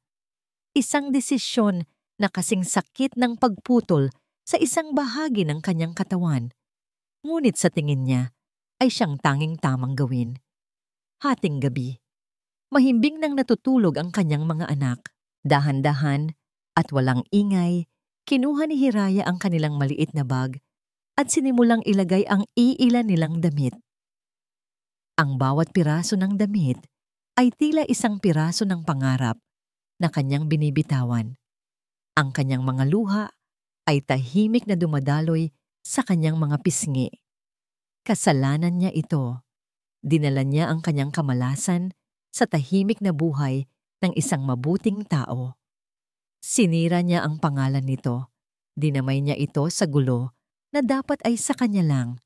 Hindi na niya kayang manatili at panoorin ang unti-unting pagkasira ng buhay ni Sinag. Ang pag-alis ang tanging paraan para mailigtas ito. Ang pag-alis ang tanging paraan para matigil ang lahat ng ito. Bit-bit ang maliit na bag at may balak na buhatin. Isa-isa ang kanyang mga anak. Kapag nasa labas na siya, marahan niyang binuksan ang pinto. Ngunit sa pagbukas niya, isang anino ang nakatayo sa kanyang harapan. Si Sinag. Nagkatitigan sila. Nakita ni Sinag ang bag sa kanyang kamay. Ang mga luhang hindi pa natutuyo sa kanyang mukha. Agad nitong naintindihan. "Saan ka pupunta?" tanong ni Sinag. Ang boses ay mahina, ngunit may diin. "Aalis na po kami," sabi ni Hiraya. Ang boses ay nanginginig. "Patawad po, Sinag. Ayoko na po kayong idamay. Kung aalis po kami, titigil na siya." "Titigil?" Isang mapait na tawa ang kumawala kay Sinag. "Sa tingin mo ba titigil siya, Hiraya? Sa tingin mo ba sa pag-alis mo, tapos na ang lahat? Hindi. Kapag umalis ka, panalo siya. Kapag umalis ka, ibig sabihin hinayaan nating manalo ang kasamaan." Lumapit ito sa kanya. Hinawakan siya nito sa magkabilang braso. Hindi mahigpit, ngunit sapat na para pigilan siya. "Hindi ito kasalanan mo, Hiraya. Nakikinig ka ba?" sabi nito. Tinititigan siya ng diretso sa mata na tila sinusubukang iparating ang kanyang mga salita sa kaluluwa nito. "Hindi. Ito, kasalanan mo. Ito ay kasamaan ng isang desperadong tao at hindi ako papayag na ikaw ang magbayad para doon." "Pero ang trabaho nyo, ang pangalan nyo, yung pangalan ko ay mabubura kung hahayaan kong mangyari ito sa iyo sa ilalim ng aking bubong." Tumaas ang boses ni Sinag sa unang pagkakataon, puno ng frustrasyon at determinasyon. "Ang pagiging doktor ko ay walang kwenta kung hindi ko kayang protektahan ang mga taong nangangailangan. Kaya huwag na huwag mong sasabihin ulit na aalis ka." Ang kanyang mga mata ay nag-aalab. Ang kanyang pagkakahawak ay humigpit ng bahagya. Isang desperadong pakiusap. "Kung aalis ka ngayon, ibig sabihin, hinayaan nating manalo ang kasamaan." Halos pabulong ngunit mariin niyang inulit. "At hindi ako papayag na mangyari iyon." Ang mga salita ni Sinag ay tumagos sa pader ng takot at pagdududa na bumabalot sa puso ni Hiraya. Binitawan nito ang bag na kanyang hawak. Bumagsak ito sa sahig na may mahinang kalabog, kasabay ng pagbagsak ng kanyang mga balikat sa pagsuko. Hindi sa kalaban, kundi sa katotohanang hindi na niya kayang labanan ito ng mag-isa. Ngunit ang kanilang pinagsamang determinasyon ay muling haharap sa pinakamabigat na pagsubok. Kinabukasan, isang sasakyan mula sa DSWD ang muling pumarada sa harap ng hasyenda. Ngunit sa pagkakataong ito, hindi lang sila 2 o 3 at may kasama silang mga pulis. Sinalubong sila ni Sinag sa may pintuan. Ang kanyang muka ay isang blangkong pader na nagtatago sa nagngangalit na bagyo sa kanyang kalooban. "Dr. Agustin," sabi ni Miss Reyes, ang social worker. Ang kanyang mukha ay nagpapakita ng profesional na awa. "Nandito po kami dala ang isang temporary custody order mula sa korte." Isang piraso ng papel ang iniabot nito sa kanya. Nanginginig ang kamay ni Sinag habang binabasa ang mga nakasulat. Ang bawat salita ay tila isang suntok sa kanyang sikmura. Legal na wika para sa isang brutal na aksyon. Dahil po sa bigat ng mga akusasyon at sa patuloy na investigasyon, paliwanag ni Mrs. Reyes, na pagdesisyonan po ng korte na para sa kapakanan at kaligtasan ng mga bata, pansamantala silang ilalagay sa pangangalaga ng isang government shelter. Sa sandaling iyon, lumabas si Hiraya mula sa pasilyo. Narinig ang mga boses. Nakita niya ang mga uniforme, ang papel sa kamay ni Sinag, ang ekspresyon sa mukha ni Miss Reyes. Hindi na kailangang ipaliwanag pa. Alam na. Yeah, hindi. Pabulong niyang sabi.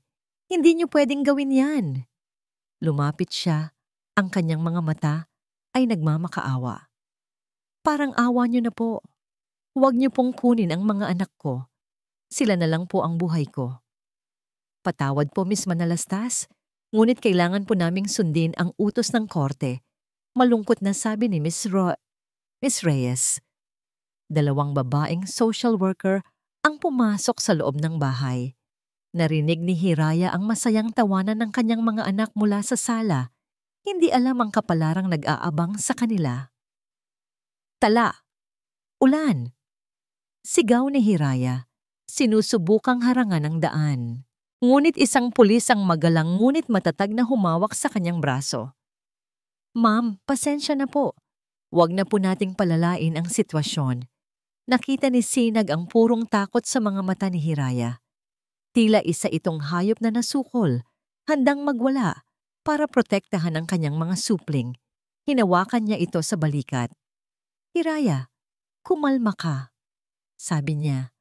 Ngunit kahit siya ay hindi makahanap ng tamang salita para pagaanin ang sakit. Ang sumunod na mga eksena ay isang malabong bangungot. Ang masayang tawanan ng mga bata ay napalitan ng pagkalito at pagkatapos ay ng takot nang makita ang mga estranghero at ang umiiyak nilang ina. Nanay, saan po kami pupunta? Tanong ni Tala. Ang kanyang maliit na boses ay nanginginig. Babalik din po kami, nanay. Di ba? Tanong ni Ulan. Ang kanyang mga mata ay bilog at puno ng luha. Lumuhod si Hiraya sa harap nila. Hinaplos niya ang kanilang mga mukha. Sinubukang maging matatag para sa kanila. Mga anak, makinig kayo kay nanay, sabi niya. Pilit na pinipigilan ang sariling paghagulgol. Sasama muna kayo kina ate. Sandali lang to. Pangako, babalikan ko kayo. Pangako, maging mabait kayo ha? Mahal na mahal kayo ni nanay. Ngunit ang mga pangako ay walang halaga sa pandinig ng mga batang sa pilitang inilalayo sa kanilang ina.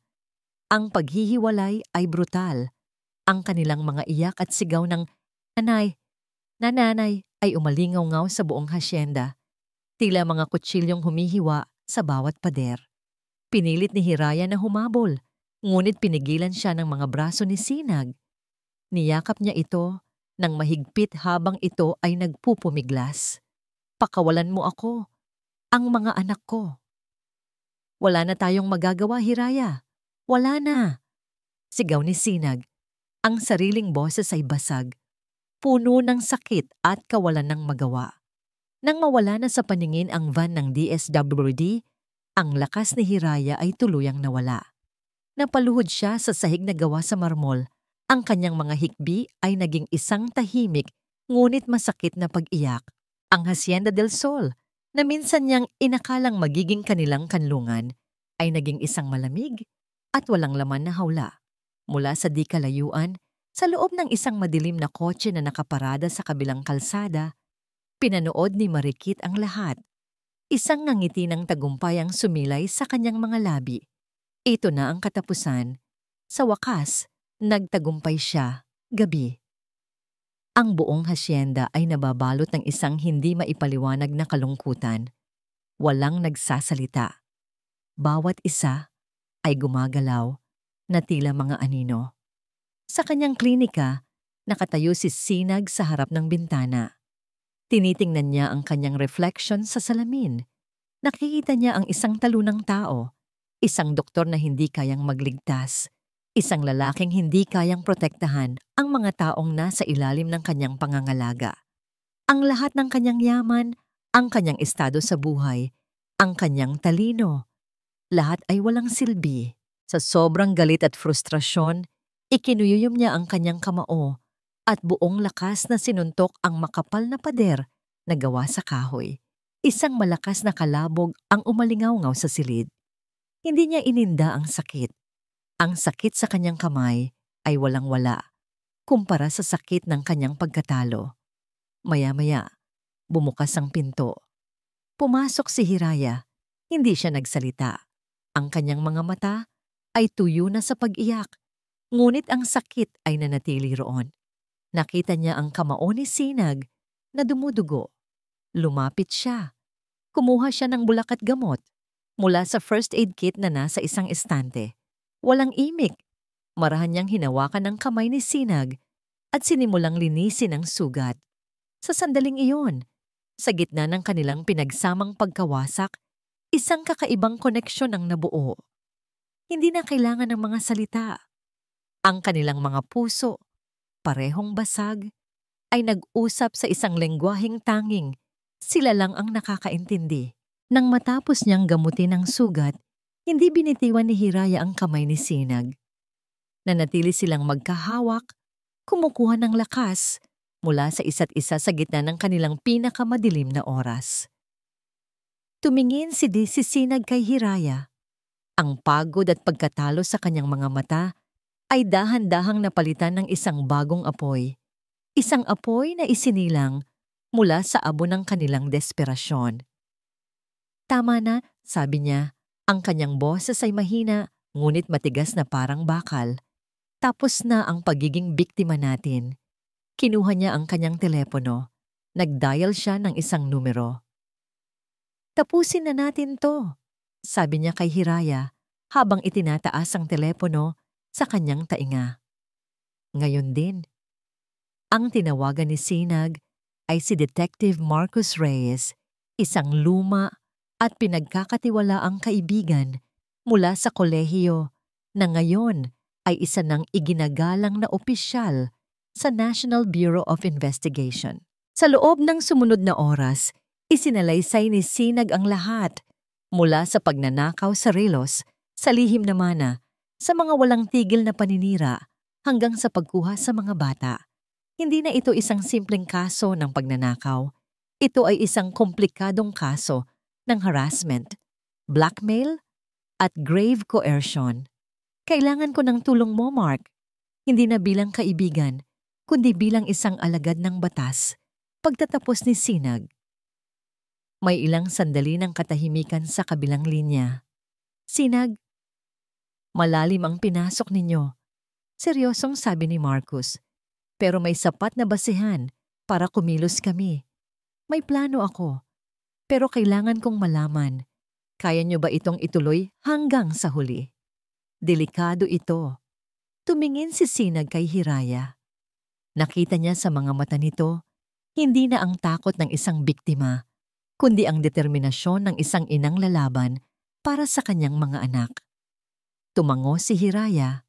Gagawin namin ang lahat. Matatag na sagot ni Sinag. Kinabukasan, ang Hacienda del Sol ay naging sentro ng isang maingat na operasyon. 2 undercover na ahente mula sa NBI, nagpapanggap na mga bagong hardinero, ang tahimik na nagmamanman sa paligid. Ang plano ni Marcus ay simple, ngunit mapanganib. Gagamitin nila ang pinakamalaking kahinaan ni Marikit, ang kanyang mga utang, para painin ito palabas. Nakipag-ugnayan ang team ni Marcos sa isa sa mga pinakamalaking loan shark na pinagkakautangan ni Marikit. Sa ilalim ng banta ng isang hiwalay na kaso, ang loan shark ay pumayag na makipagtulungan. Ang pain ay inihanda. Gagamitin nila ang isang ahente na magpapanggap bilang isang collector ng loan shark. Ipapatawag nito si Marikit para sa isang final negotiation sa isang lugar kung saan hindi ito makakatanggi. Ang lugar na napili ay isang luma at abandonadong bodega sa labas ng bayan, isolated at perpekto para sa isang patibong. Dumating ang gabi ng operasyon. Ang hangin ay mabigat sa tensyon. Sa loob ng isang walang markang van na nakaparada mga 100 metro mula sa bodega, naroon si Sinag, Hiraya, at si Detective Marcus. Sa kanilang harapan ay isang monitor na konektado sa mga hidden camera at isang audio receiver na magpapadala ng lahat ng pag-uusap mula sa loob ng bodega. "Handa na ba kayo?" tanong ni Marcus. Tumango si Sinag. Si Hiraya naman ay mahigpit na nakahawak sa isang maliit na rosaryo. Ang kanyang mga labi ay tahimik na bumubulong ng panalangin. Ilang sandali pa, isang lumang taxi ang huminto sa tapat ng bodega. Bumaba si Marikit. Lumingalinga muna siya sa paligid. Ang kanyang mukha ay nababalot ng kaba. Ngunit ang kanyang pangangailangan sa pera at ang takot sa kanyang mga pinagkakautangan ay mas malakas kaysa sa kanyang pag-iingat. Pumasok siya sa loob. Sa monitor, nakita nila ang loob ng bodega. Madilim ito. Tanging isang bumbilya ang nakasabit sa gitna.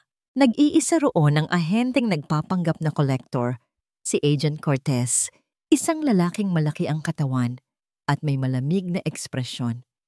"Nasaan ang amo mo?" tanong ni Marikit. Ang boses ay mahiyaw. May halong tapang-tapangan. "Wala siya rito," sagot ni Cortez. "Ako ang pinadala niya. Pagod na siyang maghintay, Marikit. Nasaan ang bayad?" "Malapit na. Sinabi ko sa inyo, malapit na," kit ni Marikit. "Ang malapit na ay hindi tinatanggap ng amo ko," sabi ni Cortez, dahan-dahang lumapit. "Pero may balita akong nakarating sa kanya. Isang balitang baka makatulong sa'yo. Narinig niyang may hawak ka raw na isang bagay na napakahalaga. Isang maliit na gintong relos." Ang pagbabago sa mukha ni Marikit ay kitang-kita sa monitor. Ang kanyang pagtatapang-tapangan ay napalitan ng gulat. "Hindi ko alam ang sinasabi mo. Huwag na tayong maglokohan," sabi ni Cortez. "Alam ng amo ko na ang relos na yan ay higit pa sa isang alahas. Ibigay mo sa amin yan at baka mapag-usapan pa natin ang utang mo." Dito na nagkamali si Marikit. Ang kanyang pagiging arogante at ang kanyang paniniwalang mas matalino siya sa lahat ang nagtulak sa kanya sa bingit. Isang mapagmataas na ngiti ang sumilay sa kanyang mga labi. "Akala ninyo ganun lang kadali?" sabi niya. "Mas matalino ako kaysa sa iniisip ninyo. Ang relos na yan ang alas ko laban sa lahat. Kung ganoon, patunayan mo ang halaga niyan," hamon ni Cortez. At nagsimula ng magsalita si Marikit. Sa kanyang pagnanais na ipagmalaki ang kanyang tagumpay at patunayan ang kanyang halaga, hindi niya namalayan na inilalabas na niya ang lahat ng kanyang mga krimen. Ang doktor na yon, ang mayabang na Sinag Agustin, akala niya kaya niya akong basta-basta na lang paalisin? Pagmamayabang niya, ang boses ay puno ng galit. "Pinlano ko ang lahat. Ako ang kumuha ng relos. Ako ang nagtanim ng ebidensya. Ako ang tumawag sa DSD. Ako ang nagsabi na inaabuso ng babaeng iyon ang kanyang mga anak. At ako rin ang nagtip sa media at sa medical board." Sa loob ng van, napakuyom si Sinag sa kanyang narinig. Si Hiraya naman ay napahawak sa kanyang bibig. Ang mga luha ay nagsimulang tumulo. Mga luha hindi na ng sakit, kundi ng pagkakumpirma sa lahat ng kanilang pinagdaanan. At ang pinakamaganda sa lahat, patuloy ni Marikit, ang kanyang mga mata ay nag-aapoy sa tagumpay. Ang mga bata, wala na sila sa kanya. Sinira ko sila. Sinira ko ang buhay nilang dalawa.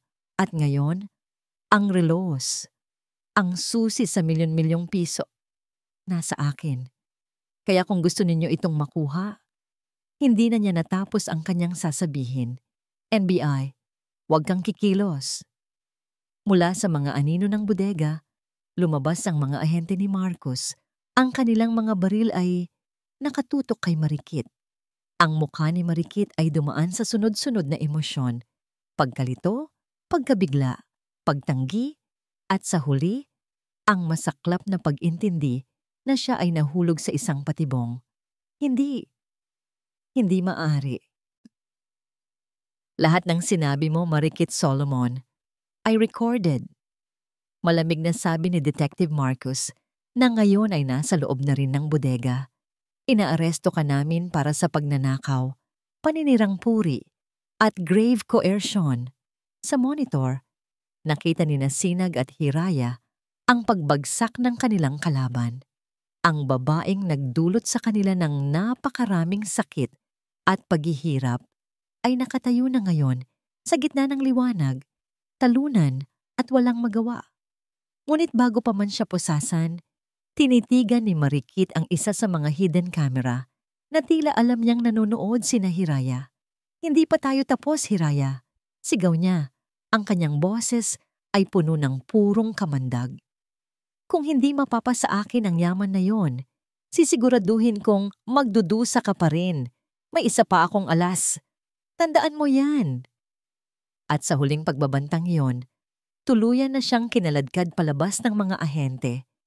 Nag-iiwan ng isang huling, nakakakilabot na tanong sa isipan ni Hiraya at Sinag. Anong alas pa ang tinutukoy niya? Ang huling sigaw ni Marikit ay naiwang umalingaw-ngaw sa isipan ni Hiraya habang pinapanood nila ang police van na papalayo sa dilim. Anong alas? Anong huling pagbabanta ang tinutukoy nito? Ngunit ang takot na dulot ng kanyang mga salita ay madaling natabunan ng napakalaking alon ng kaluwagan. Tapos na. Sa wakas, tapos na. Nilapitan sila ni Detective Marcus Reyes. Ang mukha ay seryoso, ngunit may bahid ng paghanga. Lahat ng ebidensya solid. Ang kanyang pag-amin, malinaw pa sa sikat ng araw. Hindi na siya makakatakas dito. May iniabot si Marcus kay Sinag. Sa ilalim ng malabong ilaw mula sa van, kumislap ito. Ang gintong relos. Kinuha ito ni Sinag. Ang bigat nito sa kanyang palad ay tila bigat ng lahat ng kanilang pinagdaanan. Tinitigan niya ang mga numero sa likod nito. Hindi na bilang susi sa isang yaman, kundi bilang simbolo ng isang laban na kanilang naipanalo. Salamat, Mark. Utang ko sa iyo ito. Walang anuman, Sinag. Ginawa ko lang ang trabaho ko. Sagot ni Marcus. Tinapik ang kanyang balikat. Ngayon, ang kailangan nyo na lang gawin ay bawiin ang sa inyo. Ang mga sumunod na araw ay tila isang mabilis na panaginip. Gamit ang recorded confession bilang pangunahing ebidensya, lahat ng gawa-gawang kaso laban kay Hiraya at Sinag ay isa-isang gumuho.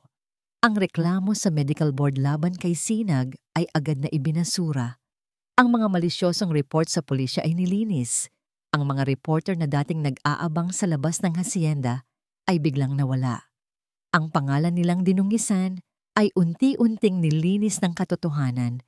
Ang huling hakbang ay ang pinakamahalaga sa lahat. Nakatayo sina Hiraya at Sinag sa harap ng opisina ni Miss Reyes sa DSWD. Sa pagkakataong ito, walang pulis, walang tensyon. Ang ngiti ni Miss Reyes ay puno ng sinseridad. Miss Manalastas, Dr. Agustin, ako na po ang humihingi ng paumanhin sa ngalan ng aming departamento. Sabi nito, sinunod lang po namin ang protocol, ngunit malinaw na kami ay naging biktima rin ng isang mapanlinlang na tao. Lahat po ng kaso laban sa inyo ay cleared na. Maaari nyo nang sunduin ang inyong mga anak. Ang mga salitang iyon, maaari nyo nang sunduin ang inyong mga anak, ay ang pinakamagandang musikang narinig ni Hiraya sa buong buhay niya. Ang kanyang mga luha na sa nagdaang mga araw ay luha ng sakit at takot, ngayon ay luha na ng purong kagalakan. Ang government shelter ay isang malinis at maayos na lugar, ngunit kulang ito sa init ng isang tunay na tahanan. Habang naglalakad si Hiraya sa pasilyo, ang bawat hakbang niya ay tila isang milya. Ang kanyang puso ay kumakarera. Ang kanyang mga kamay ay nanginginig sa pananabik. Sa dulo ng pasilyo, sa isang playroom, nakita niya sila. Sina Tala at Ulan. Nakaupo sila sa isang sulok, magkatabi, tila nawawala sa sariling mundo.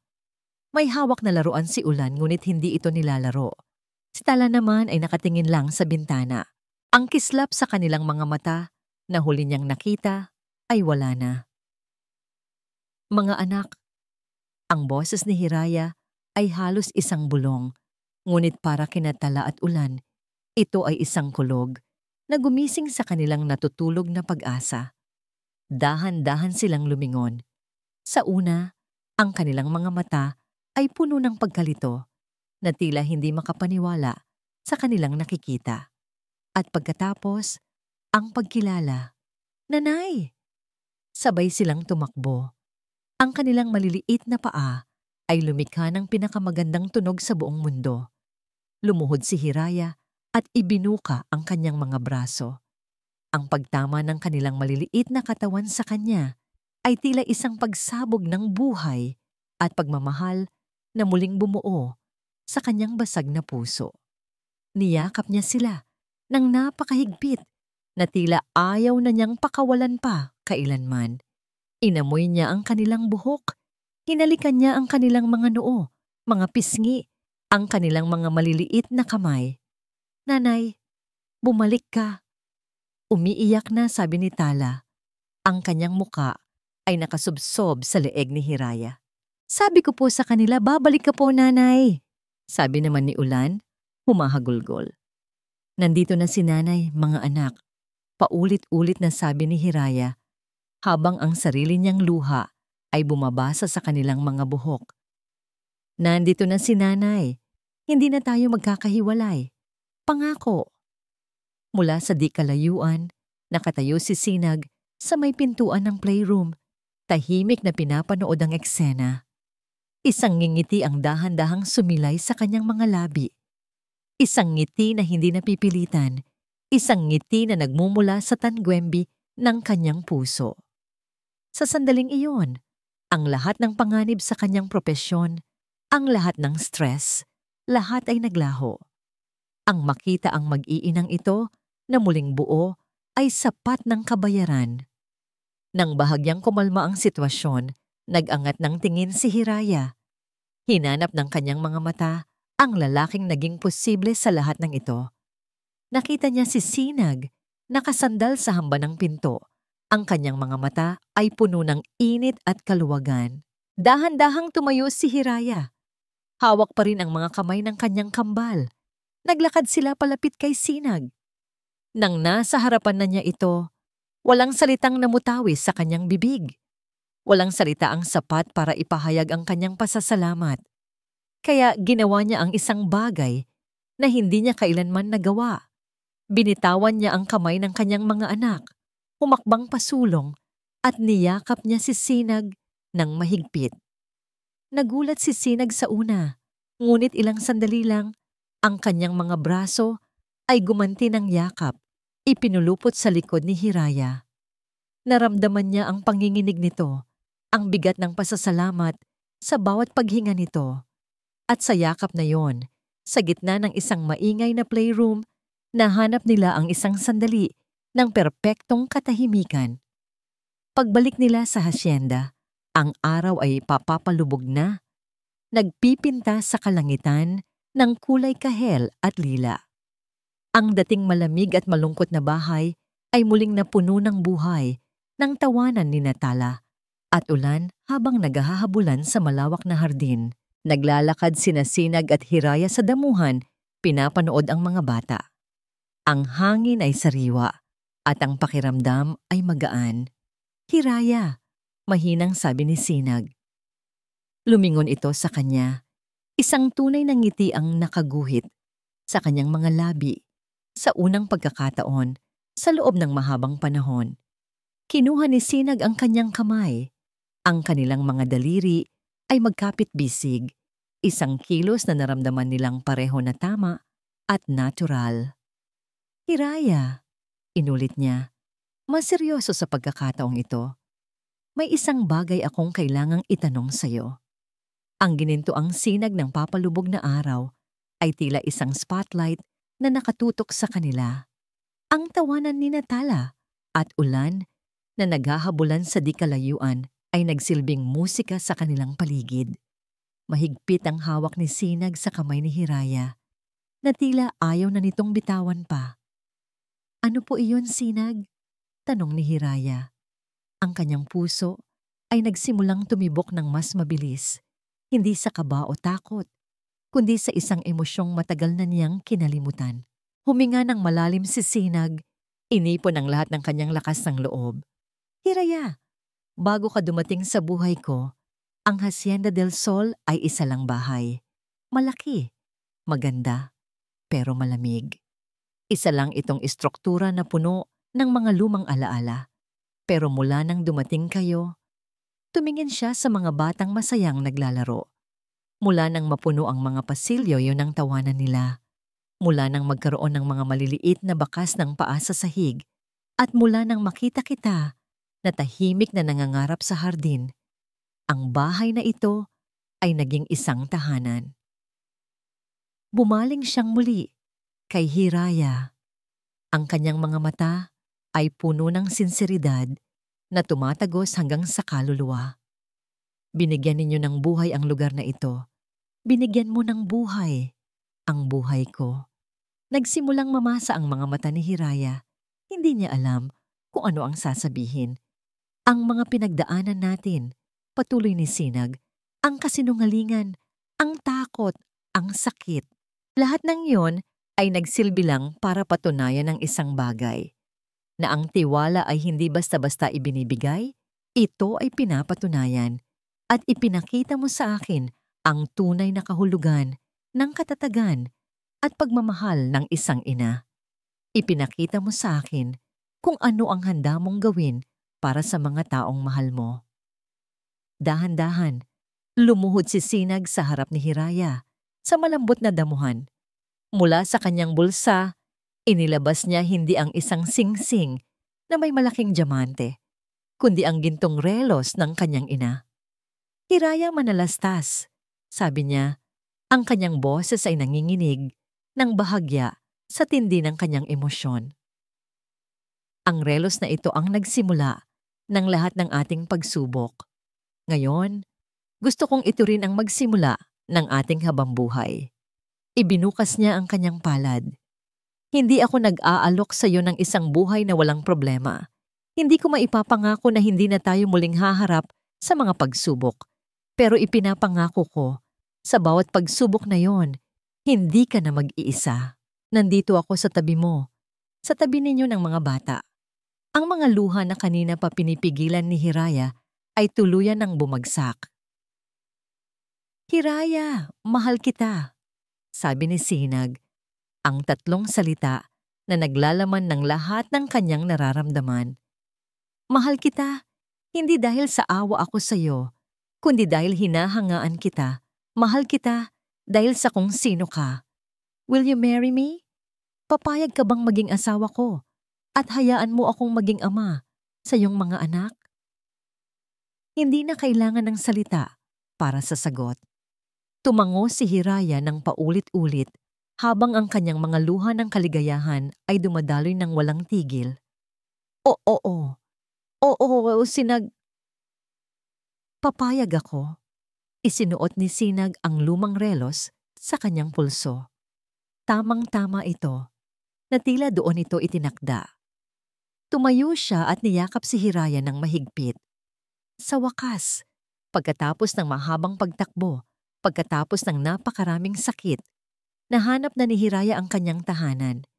Hindi sa isang lugar, kundi sa mga braso ng lalaking nagtiwala sa kanya noong lahat ay nagdududa. Maya-maya, napansin ni Tala at Ulan ang kanilang mga magulang. Tumakbo sila palapit. Nanay, bakit po kayo umiiyak? Tanong ni Tala. Ang mukha ay puno ng pag-aalala. Ngumiti si Hiraya sa gitna ng kanyang mga luha. Umiiyak si nanay kasi masaya siya, anak. Lumuhod si Sinag para maging kapantay ng mga bata. Tala, Ulan, sabi niya sa malumanay na boses. Pwede ko bang hilingin sa inyo ang isang napakahalagang bagay? Nagtinginan ng kambal. Ano po iyon, Tito Sinag? Simula ngayon, sabi ni Sinag. Ang kanyang mga mata ay nakatingin ng diretso sa kanila. Papayag ba kayo na tawagin akong Papa? Nagkaroon ng ilang segundo ng katahimikan.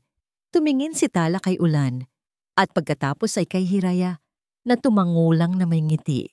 Dahan-dahan, Isang malaking nangiti ang sumilay sa mukha ni Ulan. "Papa!"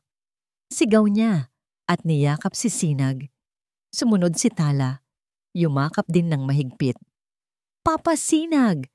Niyakap ni Sinag ang dalawang bata ng mahigpit.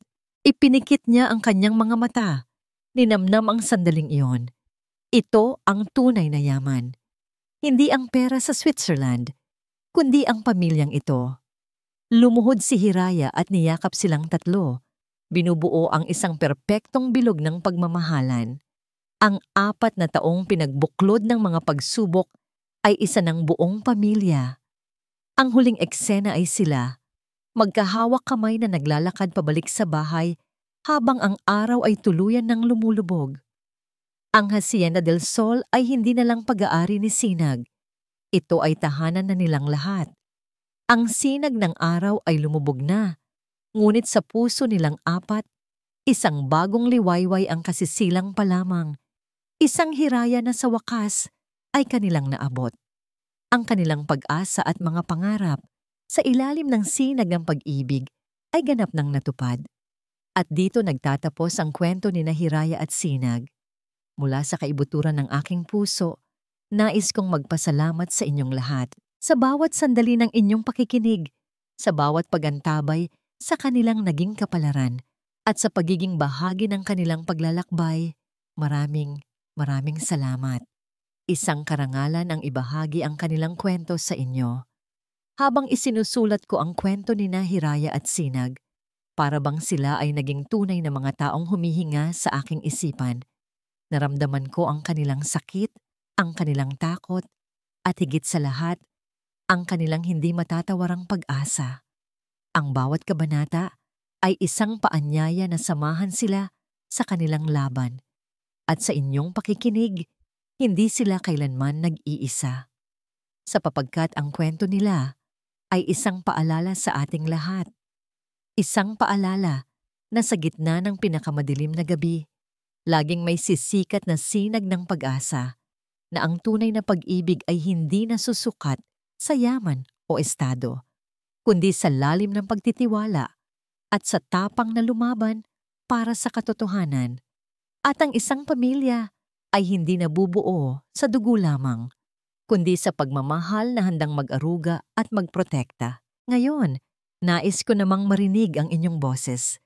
Ano ang aral na pinulot ninyo sa kanilang paglalakbay? Anong bahagi ng kwento ang pinakatumatak sa inyong puso? Ibahagi po ninyo ang inyong mga saloobin sa comment section sa ibaba. Ang inyong mga komento ang nagsisilbing inspirasyon at liwanag sa aming mga manunulat. Muli, maraming salamat sa inyong pagiging bahagi ng kwentong ito. Hanggang sa muli nating pagkikita sa susunod na paglalakbay ng puso. Pagpalain nawa kayo.